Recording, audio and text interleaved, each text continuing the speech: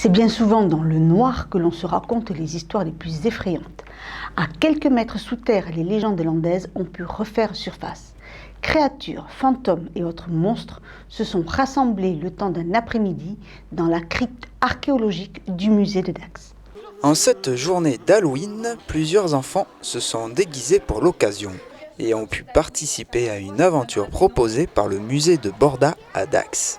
Nous avons proposé aujourd'hui quelque chose autour d'Halloween, puisque bien sûr c'est la journée, donc on a dit pourquoi pas proposer quelque chose à la crypte archéologique qui était un lieu un petit peu singulier, un petit peu mystérieux, et donc nous avons mis en place une petite scénographie bien particulière, en jouant un petit peu sur la pénombre et en proposant donc des contes racontés par Michel Barris, le conteur landais bien connu, qui a raconté quelques contes des Landes aux enfants qui étaient présents aujourd'hui. Un événement qui fait référence au dessin animé Les Contes de la Crypte de 1990, où les adolescents sont confrontés à des légendes terrifiantes. C'était des vieilles légendes gasconnes, hein, donc en particulier l'histoire de la came cruse, la jambe crue, celle qui dévore, dont on m'a menacé quand j'étais petit. Attention, la cave creuse, elle va te manger. Si tu rentres à la nuit tombée, il fallait surtout pas rentrer à l'obscurité. Donc voilà.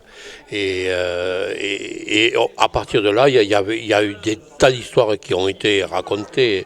Et il y a l'histoire des Bécuts, c'était l'histoire des cyclopes, tout simplement, hein, des histoires vieilles comme le monde. Hein. Et bon, voilà. Et donc, qui avait un seul œil au milieu du front et qui avait un bec de lièvre. D'où le surnom de Bécuts, les Bécuts qui suçaient le sang, alors, officiellement. Oui. À la fin de l'histoire, chaque auditeur devait reproduire sur une feuille blanche le monstre qui était énoncé, avant de finir autour d'une table remplie de confiseries. Leur plus belle grimace là valait une jolie poignée de bonbons et ça a très bien fonctionné parce qu'ils nous ont tous servi leur plus beau visage déformé. Il fallait pas les forcer. Oui, il fallait pas les forcer. Voilà, ils sont très vite prêtés au jeu.